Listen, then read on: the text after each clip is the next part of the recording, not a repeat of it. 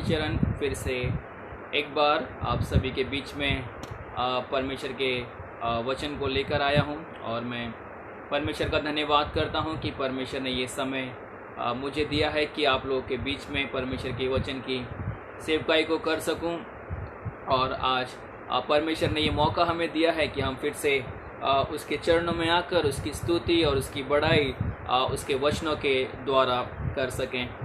हम पिछले 2 दिनों से परमेश्वर के वचनों से सीख रहे हैं और मैं एक सीरीज़ पर हम एक बाइबल स्टडी हम एक अध्ययन कर रहे हैं और हमारा अध्ययन कलीसियाओं के ऊपर है, जो कि हम बुक ऑफ रेवलेशन प्रकाशित वाक्य की किताबों में उसके 2 अध्याय में और उसके 3 अध्याय में हमें 7 कलीसियाएँ वहाँ पर दिखती हैं और उन 7 कलीसियाओं को यीशु मसीह 7 लेटर भेजता है, 7 पत्रियाँ भेजता है और हम उन्हीं पत्रियों के बारे में अध्ययन कर रहे हैं। हमने पिछले दिनों में इफिसस के बारे में देखा कि यीशु मसीह इफिसस की कलीसिया को एक पत्री भेजता है। उसके बाद में हमने देखा कि यीशु मसीह स्मिरना की कलीसिया को एक पत्री भेजता है और हमने कल उसका अध्ययन किया। और आज परमेश्वर का वचन हमारे पास में है और मैं जितने भी लोग मुझे देख रहे हैं और जितने लोग मुझे सुन रहे हैं, मैं फिर से एक बार यीशु मसीह के नाम से आप सभी का स्वागत करता हूं। मैं फिर से एक बार आप सभी को यीशु मसीह के नाम से वेलकम करता हूं। आज हमारा जो विषय है, आज हमारा जो अध्ययन है वो प्रकाशित वाक्य उसका 2 अध्याय और उसके 12 से लेकर 17 वचन तक है। और इस पोर्शन में, इस पैसेज के अंदर हम एक कलीसिया को देखते हैं जिसके लिए यीशु मसीह एक पत्री लिखता है और इस कलीसिया के विषय में यीशु मसीह बहुत सारी बातें कहता है।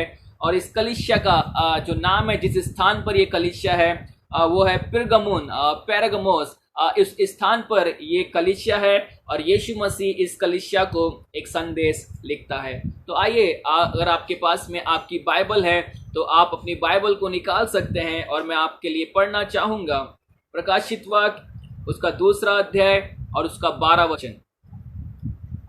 पिरगमुन को संदेश, पिरगमुन की कलीसिया के दूत को ये लिख, जिसके पास 2 धारी और तेज तलवार है।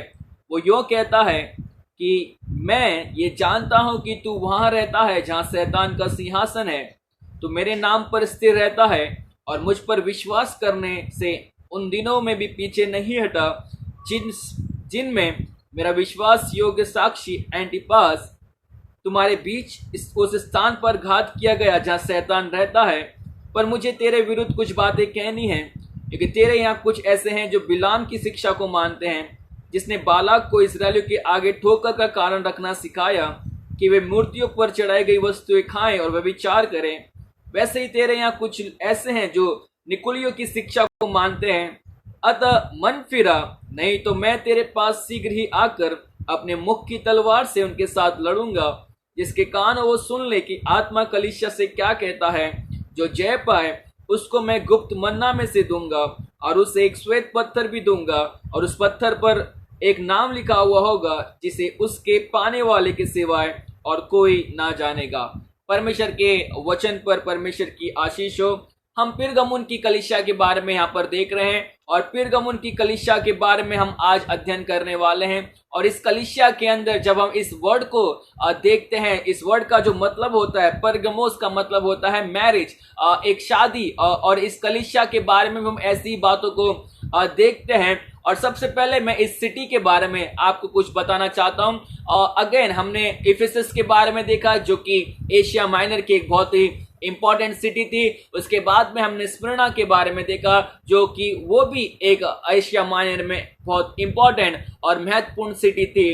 ये सिटी भी उसी प्रकार से है और एशिया माइनर के अंदर ये भी एक बहुत ही बड़ी और इंपॉर्टेंट सिटी मानी जाती थी। और ऐसा बताया जाता है कि इस सिटी को वहाँ की कैपिटल माना जाता था। एशिया माइनर की कैपिटल अर्थात उसकी राजधानी ये सिटी होती थी। और जब यूहन्ना प्रकाशित वाक्य का ये लेटर लिख रहा है इस कलीसिया को, 250 साल हो चुके हैं और 250 साल से ये जो सिटी है, जो पेरगमन है, वो एशिया माइनर की एक कैपिटल है, वो एशिया माइनर की एक राजधानी के रूप में काम करती है। और मैंने आपको बताया, कल मैंने बोला था या इफिसस के स्मरणा के चर्च के बारे में कि वहां पर एक बहुत ही बड़ी लाइब्रेरी थी, जो कि वहां पर रहने वाले लोग उसको जो सेकंड लार्जेस्ट लाइब्रेरी थी पूरे देश में उस टाइम पर, पूरे वर्ल्ड में उस टाइम पर, वो एक्चुअली स्मरणा में नहीं, हमें वो लाइब्रेरी इस पिरगमुन के अंदर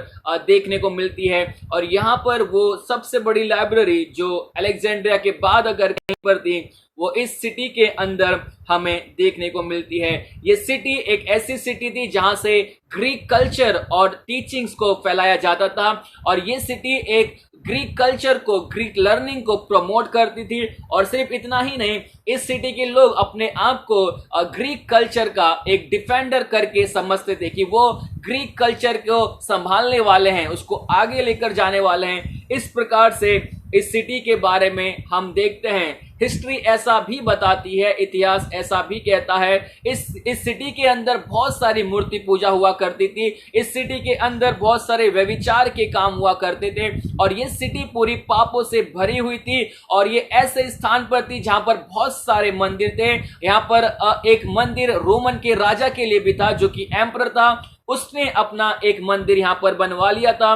इसके बाद में हम एक और बहुत ही इंपॉर्टेंट मंदिर को हम इस सिटी के अंदर देखते हैं, और एक व्यक्ति का नाम जो कि एक ग्रीक गॉड है, और ग्रीक मिथोलॉजी के हिसाब से एस्क्लेपियस नाम का एक गॉड, उसका एक मंदिर यहाँ पर था। और आज अगर आप जाएंगे इस सिटी में, अगर आप मॉडर्न टर्की में जाएंगे, तो आपको उस टेम्पल के अवशेष अभी भी देखने को मिलेंगे। और एक बहुत ही बड़ा टेम्पल उस टाइम पर उस गॉड के लिए बनाया गया था, और वो गॉड इस प्रकार से ग्रीक मिथोलॉजी में समझा जाता था, और वो गॉड मेडिसिन और हेल्थ का गॉड था। वो ईश्वर मेडिसिन अर्थात दवाइयों का और अच्छी हेल्थ का ईश्वर था, और उससे बहुत ही ज्यादा उस स्थान पर पूजा जाता था, उसकी वर्शिप की जाती थी। और इस स्थान में, इस सिटी में बहुत सारे ऐसे अलग अलग टेम्पल थे। एक टेम्पल सीजर का भी था, केसर का भी था, जहां पर केसर की आराधना की जाती थी, केसर के नाम की वर्शिप भी यहाँ पर की जाती थी। इसलिए जब हम यहाँ के लोगों के बारे में पढ़ते हैं, और स्पेशली जब हम मसीह लोगों के बारे में पढ़ते हैं, मसीह लोगों के लिए जगह बहुत ही डेंजरस थी, मसीह लोगों के लिए जगह बहुत ही खतरनाक थी, क्योंकि पूरा का पूरा शहर मूर्ति पूजा से भरा हुआ था, पूरा का पूरा शहर व्यभिचार से भरा हुआ था, और पूरा का पूरा शहर के अंदर सीजर की वर्शिप की जाती थी। अगर आप सीजर की वर्शिप नहीं करते हैं, अगर आप केसर की वर्शिप नहीं करते हैं, तो आपको बहुत बड़ी तकलीफ उठानी पड़ सकती है, आपको बहुत बड़ा दंड उसके लिए मिल सकता है। इस प्रकार की ये सिटी हम देखते हैं, और बहुत ही इंपॉर्टेंट, बहुत ही एक मायने रखने वाली सिटी उस टाइम पर एशिया माइनर के अंदर। बाइबल ऐसा बताती है, हम इस चर्च के बारे में पढ़ रहे हैं, जो चर्च है पेरगमुन का चर्च इस सिटी के अंदर। बाइबल ऐसा बताती है, हमें इतनी ज्यादा डिटेल नहीं है कि ये चर्च कब स्थापित किया गया और किसने इसे स्थापित किया गया, लेकिन बाइबल ऐसा बताती है, अगेन प्रेरितों के काम उसका 19 अध्याय उसके 10 वचन में हम पढ़ते हैं कि जो वचन, परमेश्वर का वचन, जब पौलुस इफिसस में था, तो परमेश्वर का वचन पूरे एशिया में फैल गया था, और पूरे एशिया के लोगों ने परमेश्वर के वचन को सुना था। तो ये पॉसिबल हो सकता है कि ये वचन वहां तक भी पहुंचा होगा, और पिरगमुन तक ये सुसमाचार पहुंचा होगा, और वहां पर यीशु मसीह के चेलों ने अगेन यहाँ पर कलीसिया की स्थापना की होगी। तो बाइबल हमें ये बताती है कि पौलुस की मिनिस्ट्री जो इफिसस में थी, उसी के द्वारा सुसमाचार पूरे एशिया में सुनाया गया, और जब पूरे एशिया में सुसमाचार सुनाया गया, तब ये चर्च की भी स्थापना की जाती है। वहां पर डिसाइपल्स बनते हैं, और डिसाइपल्स यीशु मसीह के चर्च की स्थापना करते हैं। अब हम यहाँ पर देखते हैं, यीशु मसीह जब इस लेटर को लिख रहा है, यीशु मसीह एक विशेष प्रकार की अपनी पहचान बताता है। यीशु मसीह अपनी पहचान इस प्रकार से ऐसा कहता है, और वैसा पता है, पिरगमुन की कलीसिया के दूत को ये लिख, जिसके पास 2 धारी और तेज तलवार है। अब हम इस कलीसियाओं के बारे में देख रहे हैं, और मैंने पिछले दिनों में आपको बताया इफिसस के बारे में, स्मिरना के बारे में। हम हर कलीसियाओं के अंदर जो 2 चीजों को देख रहे हैं, बहुत सारी चीजों को देख रहे हैं। हम यीशु मसीह के कैरेक्टरिस्टिक्स को देख रहे हैं, हम यीशु मसीह की कंप्लेन को देख रहे हैं, हम यीशु मसीह की कमेंडेशन को देख रहे हैं, हम यीशु मसीह की कमांड को देख रहे हैं, हम यीशु मसीह की काउंसल्स को देख रहे हैं, हम यीशु मसीह के कंफर्ट को देख रहे हैं, हम उसके प्रॉमिस को देख रहे हैं। ये सारी चीजें हम इन कलीसियाओं के अंदर देख रहे हैं और आज भी हम इस कलीसिया के अंदर उन्हीं सारी चीजों को फिर से देखने वाले हैं। पहली चीज हम देखेंगे द कैरेक्टरिस्टिक्स ऑफ क्राइस्ट, यीशु मसीह की एक विशेषता, यीशु मसीह की एक पहचान और यीशु मसीह किस प्रकार से इस कलीसिया को अपनी पहचान देता है। यीशु मसीह किस प्रकार से इस कलीसिया को अपने आप को इंट्रोड्यूस करता है इस कलीसिया के सामने। और वचन ऐसा कहता है, जिसके पास दो धारी और तेज तलवार है वो यों कहता है। अब परमेश्वर अपने आप को, यीशु मसीह अपने आप को यहां पर इस कलीसिया को इंट्रोड्यूस कर रहा है और जब यीशु मसीह इस कलीसिया को अपने आप पर इंट्रोड्यूस कर रहा है वो ऐसा बोलता है, जिसके पास में दो धारी और तेज तलवार है। अब यीशु मसीह अपने आप को एक दो धारी और तेज तलवार रखने वाला परमेश्वर करके बता रहा है। यीशु मसीह ऐसा कहता है कि मैं वो परमेश्वर हूं जो दो धारी तलवार और एक तेज तलवार को अपने पास में रखता हूं। ये इनके लिए बहुत अच्छी बात नहीं है, क्योंकि ये किसी को तलवार के बारे में बताना और ऐसा बोलना कि मेरे पास में दो धारी तलवार है, मेरे पास बहुत तेज तलवार है।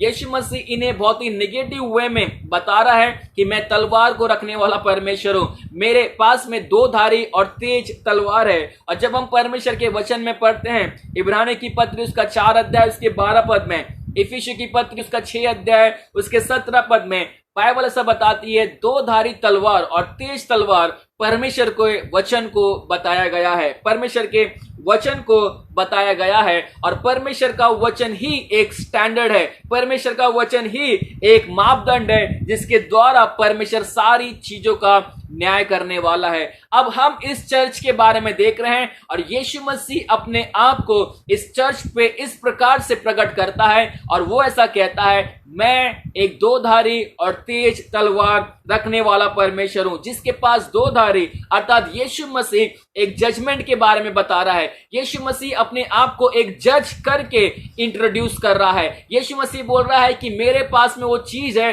जिससे तुम्हारा जज, तुम्हारा न्याय किया जाएगा। मेरे पास में वो दो धारी और तेज तलवार है और वो दो धारी तेज तलवार परमेश्वर का वचन है और परमेश्वर का वचन ही उसका मापदंड है और परमेश्वर उसी के द्वारा सारे मनुष्यों का न्याय करने वाला है। परमेश्वर अपने वचनों के द्वारा सारी चीजों का न्याय करने वाला है।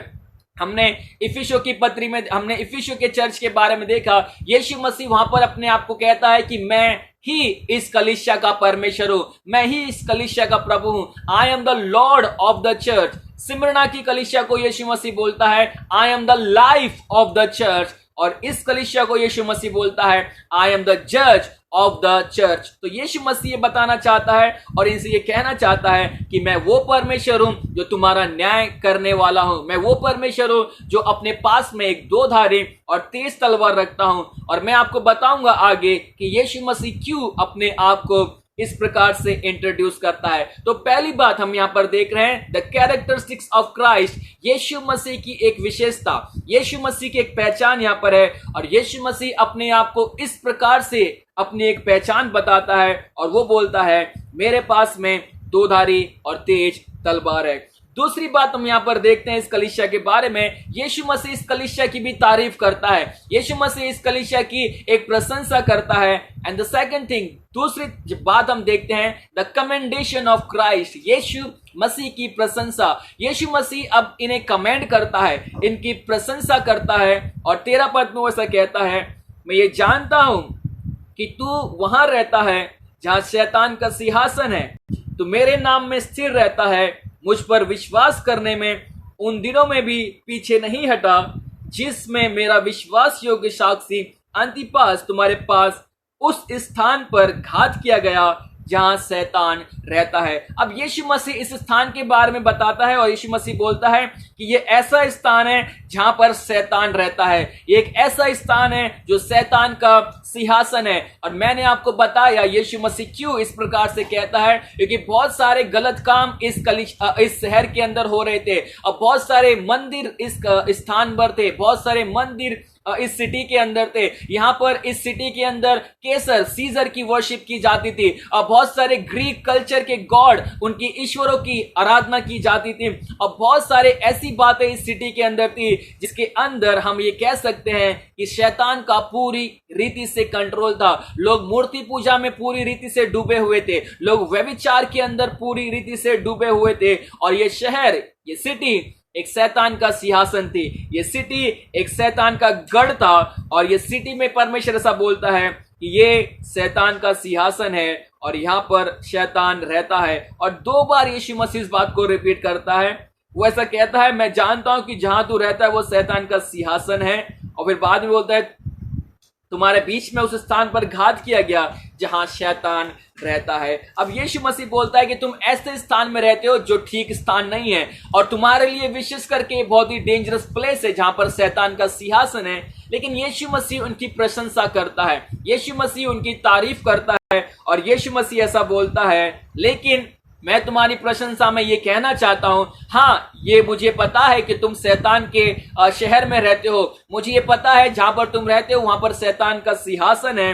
लेकिन वो ऐसा कहता है, परंतु तुम मेरे नाम में स्थिर रहते हो। वो ऐसा कहता है, तू मेरे नाम पर स्थिर रहता है। अब यीशु मसीह उनकी तारीफ करके बोलता है और वो ऐसा कहता है कि तू मेरे नाम में स्थिर रहता है। बहुत सारे क्लेश कलीसियाओं में हो रहे हैं, और मैंने आपको बताया जब ये लेटर लिखा जा रहा है, बहुत बड़ा प्रोसिक्यूशन कलीसिया के ऊपर आ गया है। बहुत बड़े सताव से ये कलीसिया जारी है, और जब ये सताव से कलीसिया होकर जारी है, बहुत सारे लोग हैं वो सताव के अंदर परमेश्वर के प्रति वफादार हैं, फेथफुल हैं। और इस कलीसिया के अंदर भी बहुत सारे ऐसे लोग थे जो यीशु मसीह के प्रति वफादार थे, यीशु मसीह के प्रति फेथफुल थे। और यीशु मसीह उनसे बोलता है, तुम लोग मेरे नाम में स्थिर हो, तुमने मेरे नाम का इनकार नहीं किया। सताव के अंदर, दुखों के अंदर, क्लेशों के अंदर तुमने मेरे नाम का इनकार नहीं किया, तुम मेरे नाम में स्थिर रहते हो। और वो ऐसा कहता है, और मुझ पर विश्वास करके उन दिनों में भी पीछे नहीं हटा जिसमें मेरा विश्वास योग्य साक्षी एंटिपास तुम्हारे बीच में उस स्थान पर घात किया। अब इस चर्च के ऊपर वो एक बहुत बड़ा प्रोसिक्यूशन आया, और इस प्रोसिक्यूशन के अंदर, इस कलीसिया के अंदर, इसी कलीसिया का एक व्यक्ति, और यीशु मसीह बोलता है कि वो मेरा एक विटनेस था, वो मेरा एक गवाह था, वो मेरा एक साक्षी था। उसे इस चर्च के अंदर, इस सिटी के अंदर लोगों ने उसे मार दिया, लोगों ने उसे बहुत ही गलत रीति से, अगर आप हिस्ट्री पढ़ेंगे तो वहां पे ऐसा लिखा हुआ है, उस टाइम पर एक बैल को बनाया गया था, और वो पूरा आयरन का बैल था, और उसके अंदर एक ढक्कन था, और उसके अंदर लोग को डाल दिया जाता था, और नीचे से उस बैल को गर्म किया जाता था आग से, और जिसके कारण जो व्यक्ति अंदर है वो पूरी रीति से जल के मर जाता था। और ऐसा हिस्ट्री बताती है, इस एंटिपास को भी उसी रीति से मारा गया। और सताव के कारण, दुखों के कारण, क्लेशों के कारण जो कलीसिया पर आया था, इस व्यक्ति को, कलीसिया के एक वफादार व्यक्ति को, यीशु मसीह के एक वफादार गवाह को, विश्वास योग्य गवाह को, इन लोगों ने, रोमन साम्राज्य, इस सिटी के लोगों ने उसे जिंदा मार दिया, उसे जिंदा जला दिया। और यहाँ पर यीशु मसीह इनकी प्रशंसा करते हुए कहता है कि मैं तुम्हें जानता हूं, और मैं इस बात को भी जानता हूं कि तुम क्लेशों में मेरे नाम के प्रति स्थिर रहते हो, तुम क्लेशों में विश्वास से पीछे नहीं हटते हो। You are faithful and you are faithful witness to me, और तुम मेरे एक सच्चे गवाह हो, तुम मेरे एक वफादार गवाह हो, और तुम कभी भी क्लेशों के अंदर पीछे नहीं हटे हो। और इस प्रकार की एक तारीफ, इस प्रकार की एक प्रशंसा यीशु मसीह इन लोगों के लिए करता है। और यीशु मसीह इनसे बोलता है, तुम क्लेशों के अंदर वफादार हो, तुम क्लेशों के अंदर मेरे अच्छे गवाह हो। इवन यहां तक कि जब तुम्हारे बीच का एक व्यक्ति जिंदा मार दिया गया, उसे जला दिया गया, उस टाइम पर भी तुम विश्वास से पीछे नहीं हटे, तुमने मेरे नाम का इनकार नहीं किया। और इस विषय में यीशु मसीह इनकी तारीफ करता है, यीशु मसीह इनकी बड़ाई, इनकी प्रशंसा करता है। लेकिन सिर्फ इतना ही नहीं, आगे हम पढ़ते हैं, यीशु मसीह एक कंप्लेन भी करता है। और हम इसके आगे 14 पद में we find the complain of Christ, हम यीशु मसीह की एक शिकायत को पाते हैं, हम यीशु मसीह की एक कंप्लेन को पाते हैं। और यीशु मसीह कहता है इस चर्च को, इस कलीसिया को 14 पद में, पर मुझे तेरे विरुद्ध कुछ बातें कहनी है। अब यीशु मसीह बोलता है, तुमने मेरे नाम का इनकार नहीं किया, तुम विश्वास योग्य लोग हो, और तुम यहां तक विश्वास योग्य थे कि जब एक व्यक्ति तुम्हारे बीच में से मारा गया, उसके टाइम पर भी एक इतना बड़ा सताव आया, लेकिन फिर भी तुम लोग मेरे सच्चे गवाह हो। तुम लोग मेरे नाम से पीछे नहीं हटे, तुम लोग विश्वास में पीछे नहीं हटे।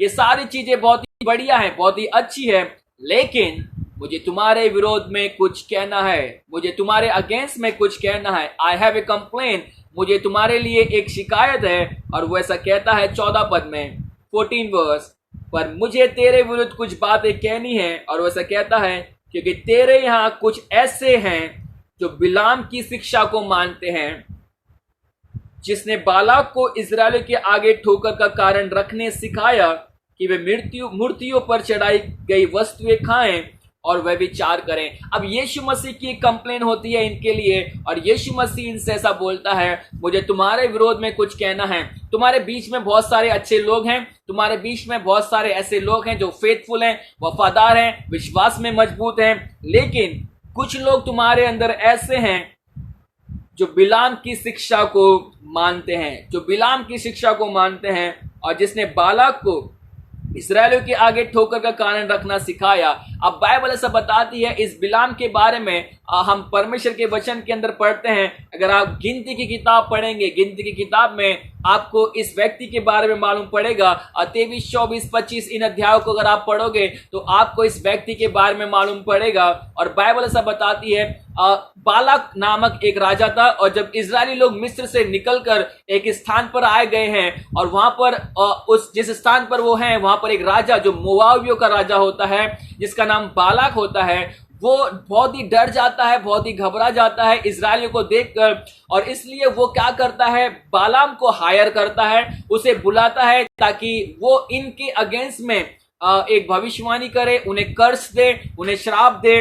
और इसलिए वो बालाम को अपने पास में बुलाता है, और 3 बार बालाम ट्राई करता है, 3 बार जो बिलाम है वो ये कोशिश करता है कि इजरायलियों को श्राप दे, कर्ज दे, लेकिन तीनों बार वो उन्हें आशीष ही देता है, क्योंकि परमेश्वर की इच्छा उन्हें आशीष देने की थी। इसलिए बिलाम पूरी कोशिश करता है कि 3 बार उसने ट्राई किया कि मैं इन्हें कर्ज दूं, मैं इन्हें श्राप दूं, लेकिन परमेश्वर बोलता है, बिलाम खुद ऐसा बोलता है, जिन्हें परमेश्वर ने ब्लेस किया है मैं उन्हें कर्ज नहीं दे सकता, जिन्हें परमेश्वर ने आशीषित किया है मैं उन्हें श्राप नहीं दे सकता। 3 बार ऐसा होता है, और वो तीनों बार फेल हो जाता है। फिर बाइबल ऐसा बताती है बिलाम की डॉक्ट्रिन क्या थी, उसने कौन सी ऐसी चीज की जिसके कारण हम उसका नाम यहां पर पाते हैं। गिनती की किताब उसका 31 अध्याय, बुक ऑफ नंबर्स चैप्टर 31 और उसके 16 पद में ऐसा लिखा हुआ है, और मैं आपके लिए वो पद पढ़ना चाहूंगा। गिनती की किताब उसका 31 अध्याय 31 चैप्टर वर्स 16।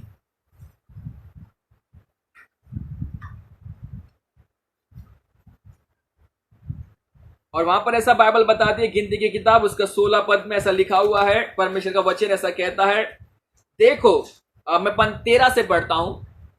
तब मूसा और एलियाजर याजक मंडली के सब प्रधान छावनी के बाहर उनका स्वागत करने को निकले, और मूसा श्रेष्ठपति, शतपति आदि सैनिपतियों से जो युद्ध करके लौटे थे क्रोधित होकर कहने लगा, क्या तुमने सब स्त्रियों को जीवित छोड़ दिया। वचन 16, देखो बिलाम की सम्मति से पोर के विषय में इजरायलियों से यहोवा का विश्वासघात इन्हीं ने कराया, और यहोवा की मंडली में मरी फैली थी। अब ये मूसा इनको बोलता है कि तुम मिदानियों से लड़ने गए थे, लेकिन मिदानियों को तुमने जब लड़ाई कर रहे हो, तुमने सारे लोगों को नहीं मारा, वहां की स्त्रियों को तुमने छोड़ दिया।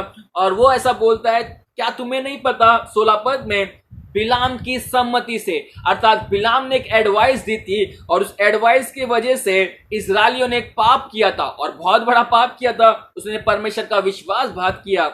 और इजरायलियों ने कौन सा पाप किया, हम इसी का गिनती की किताब उसका 25 अध्याय, बुक ऑफ नंबर्स चैप्टर 25 और उसके पहले पद से लेकर 3 पद तक हम पढ़ते हैं, और मैं पढ़ना चाहूंगा आपके लिए। इजरायली शित्तीम में रहते थे, और वे लोग मोआबी लड़कियों के संग कुकर्म करने लगे, और उन स्त्रियों ने उन लोगों को अपने देवताओं की यज्ञ में न्योता दिया।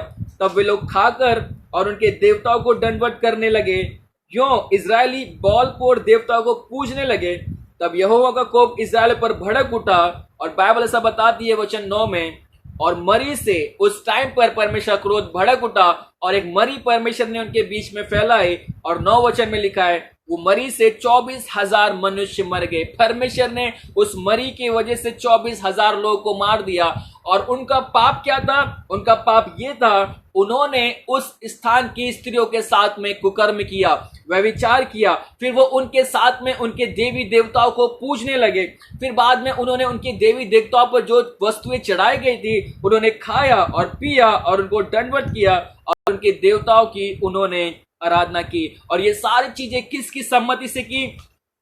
मूसा ऐसा बोलता है, परमेश्वर का वचन ऐसा कहता है गिनती की किताब उसका 31 अध्याय उसके 16 पद में, बिलाम की सम्मति के कारण। अब बिलाम जब उन 3 बार उन्हें श्राप नहीं दे पाया तब बिलाम बालाक को सम्मति देता है और वैसा बोलता है इन्हें हमारी स्त्रियों के साथ में शादी करने दो, इन्हें हमारे स्त्रियों के साथ में मैरिज को करने दो। और जब ये चीजें होंगी तो हमारी स्त्रियों के कारण ये हमारे देवताओं को पूजेंगी, हमारे देवताओं की वर्शिप करेंगी। और जो फूड ऑफर किया जाता है आइडल्स को, जो सैक्रिफाइस किया जाता है, वे उनको खाने लगे और उन्होंने परमेश्वर की नजर में पाप किया।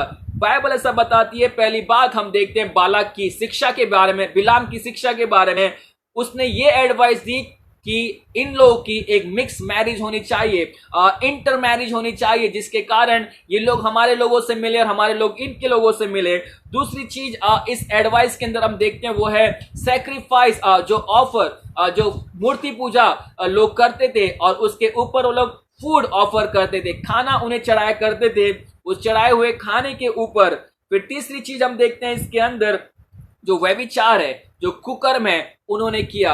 यहां पर हम देखते हैं परमेश्वर का वचन ऐसा कहता है ये 3 चीजें इस्राएलियों ने की। उन्होंने शादियां की अन्य जातियों के साथ में। दूसरी बात, उन्होंने उनके देवी देवताओं पर चढ़ाए हुए भोजन को खाया, उस फूड को खाया। तीसरी बात, उन्होंने व्यभिचार को अर्थात उनके साथ में कुकर्म किया। अब ये 3 बातें इस्राएलियों ने की थे और इनके कारण परमेश्वर का क्रोध इन पर भड़कता है और परमेश्वर एक मरी को भेजता है जिसके कारण 24,000 लोग मर जाते हैं, जिसके कारण 24,000 लोग मर जाते हैं। और यहां पर इस कलीसिया के अंदर भी ऐसे ही लोग थे जो लोगों ने संसार के साथ में अपना एक अच्छा रिलेशन बना लिया था, जो संसार के साथ में जिन्होंने एक कॉम्प्रोमाइज को कर लिया था, संसार के साथ में उन्होंने एक समझौते को कर लिया था।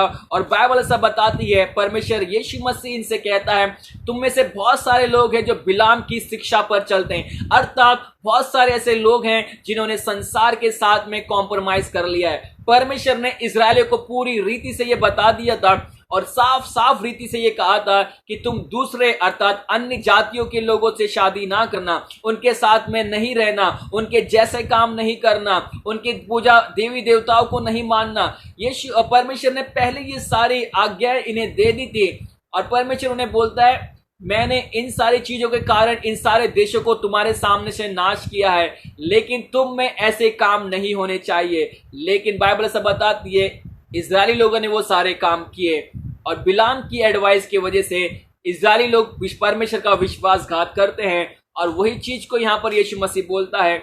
इस कलीसिया के अंदर भी बहुत सारे ऐसे लोग थे जो संसार के साथ में मैरिज को कर रहे थे, संसार के साथ में एक रिलेशन को रख रहे थे। और मैंने आपको पहले ही बताया जो पेरगमुन है, जिसका वर्ड है, जो चर्च है, जिस स्थान का नाम है, उसका मतलब होता है मैरिज, एक रिलेशनशिप को हम यहाँ पर देखते हैं। और इस कलीसिया के लोगों ने संसार के साथ में एक रिलेशनशिप कर ली थी। इस कलीसिया के अंदर बहुत सारे ऐसे लोग थे जो मूर्ति पूजा पर चढ़ाए गए खाने को खाते थे। यहां पर ऐसा लिखा हुआ है बहुत सारे ऐसे लोग हैं जिसके जो बिलाम की शिक्षा को मानते हैं, जिसके बालाक को इजराइल के आगे ठोकर का कारण रखना सिखाया कि वे मूर्तियों पर चढ़ाई गई वस्तुएं खाएं और व्यभिचार करें। अर्थात इस कलीसिया में बहुत सारे ऐसे लोग थे जो मूर्ति पर चढ़ाई गई वस्तुओं को खाया करते थे।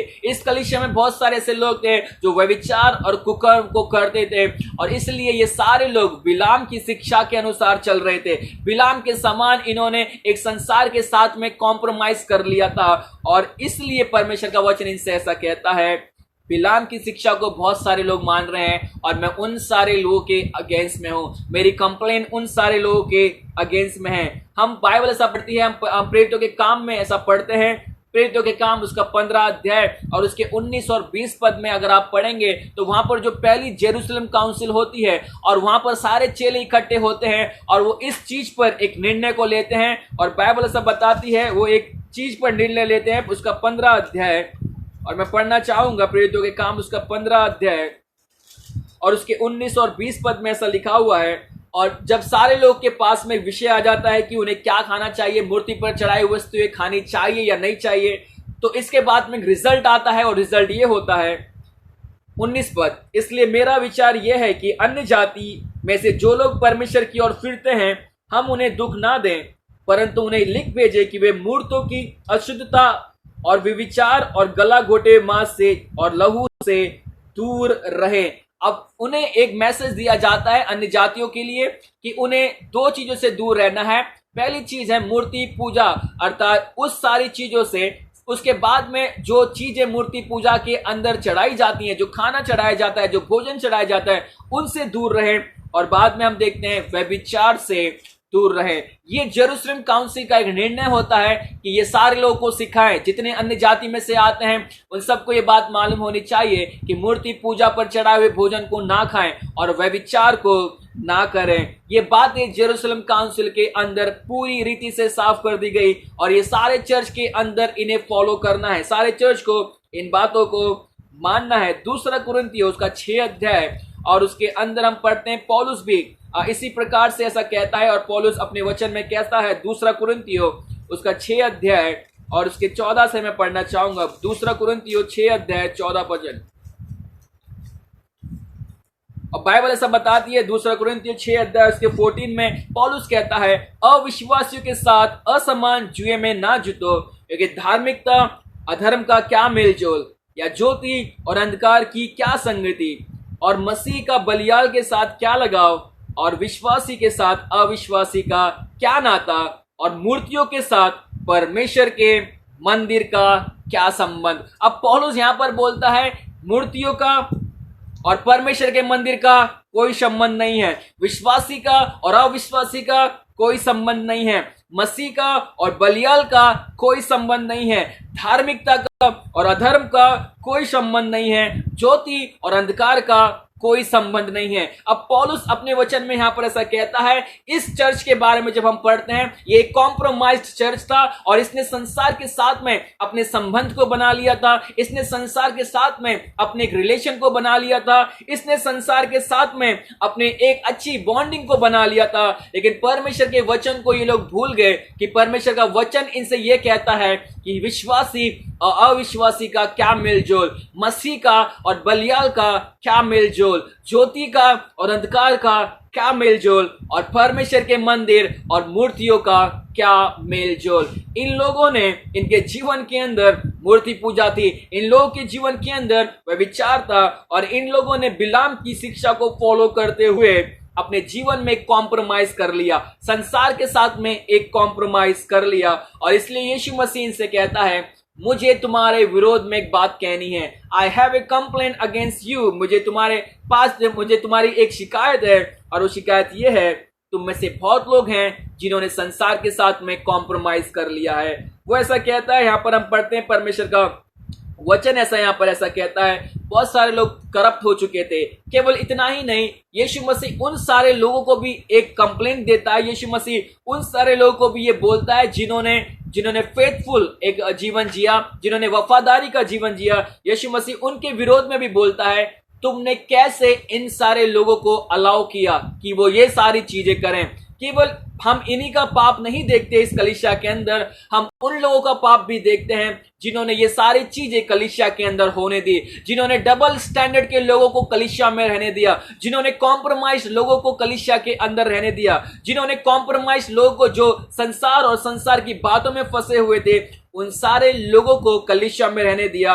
यीशु मसीह उनके अगेंस्ट में भी यही बोलता है, तुम्हारे विरोध में मुझे एक बात कहनी है और वो ये है, तुम लोग बिलाम की शिक्षा को मानते हो, तुम में से बहुत सारे लोग हैं जो मूर्ति पूजा में हो, तुम में से बहुत सारे लोग हो जो व्यभिचार को करते हो, और ऐसा लिखा हुआ है तुम में से ऐसे बहुत सारे लोग हो 15 वचन में जो निकुलियों की शिक्षा को मानते हैं, अर्थात निकुलिय भी वही लोग थे जो व्यभिचार और मूर्ति पूजा में फंसे हुए लोग थे। उन्हें ऐसा लगता था अगर परमेश्वर का अनुग्रह है तो हम कुछ भी कर सकते हैं, परमेश्वर का अनुग्रह है तो हम जो चाहे वो कर सकते हैं। लेकिन बाइबल ऐसा बताती है, परमेश्वर का वचन ऐसा कहता है, परमेश्वर इनको बोलता है मुझे तेरे विरोध में ये कहना है, और ये जो बातें तुम्हारी कलीसिया में है ये बहुत ही गलत है। ऐसा नहीं होना चाहिए था। कलीसिया के अंदर कॉम्प्रोमाइज नहीं होना चाहिए था। कलीसिया एक पवित्र कलीसिया है, कलीसिया परमेश्वर का मंदिर है, और उसके अंदर किसी भी प्रकार का कॉम्प्रोमाइज परमेश्वर बर्दाश्त नहीं करेगा। उसके अंदर किसी भी प्रकार का कॉम्प्रोमाइज परमेश्वर सहन नहीं करेगा। और इसलिए परमेश्वर बोलता है, और परमेश्वर की एक वार्निंग आती है, एक चेतावनी आती है, और परमेश्वर ऐसा बोलता है, इन्हें 16 पद में एक कमांड इनको देता है, और वो कमांड ये है, तेरे विरोध में मुझे कहना है, बहुत सारे तुझ में लोग हैं जो बिलाम की शिक्षा को मानते हैं, मूर्ति पूजा और विचार को करते हैं, मूर्तियों पर चढ़ाया हुआ भोजन खाते हैं।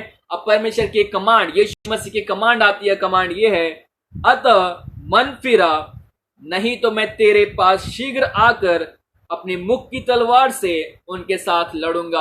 अब परमेश्वर की कमांड इनके पास में आती है, और वो कमांड ये है, रिपेंट, अपने मन को फिराओ, अपने मन को बदलो, अपने जीवनों को बदलो। मैं कॉम्प्रोमाइज जो लोगों को अपने चर्च में नहीं रहने दूंगा, मैं कॉम्प्रोमाइज लोगों को अपनी सेवकाई में नहीं रहने दूंगा। मैं ऐसे लोगों को जो संसार के साथ में समझौता कर बैठे हैं, जो संसार के अंदर भी हैं, जो चर्च के अंदर भी हैं, जो एक मिक्स जीवन जी रहे हैं, जो लोग दो नाव पर पैर रखकर चल रहे हैं, जो लोग कलीसिया के अंदर एक पैर रख रहे हैं और जो लोग संसार के अंदर एक पैर रख रहे हैं, और जो लोग ऐसा जीवन जी रहे हैं, यीशु मसीह बोलता है ऐसे लोगों को मैं कलीसिया में रहने नहीं दूंगा। अगर तुम मन फिराते हो बहुत अच्छा है, लेकिन अगर तुम मन नहीं फिराते तो यीशु मसीह बोलता है मैं शीघ्र आकर अपनी मुख की तलवार से उनसे लड़ूंगा। और मैंने आपको पहले ही बताया, परमेश्वर यीशु मसीह अपने आप को इस प्रकार से इंट्रोड्यूस करता है, और वो ऐसा बोलता है, मैं दो धारी और तेज तलवार रखने वाला परमेश्वर हूं, जिसके पास दो धारी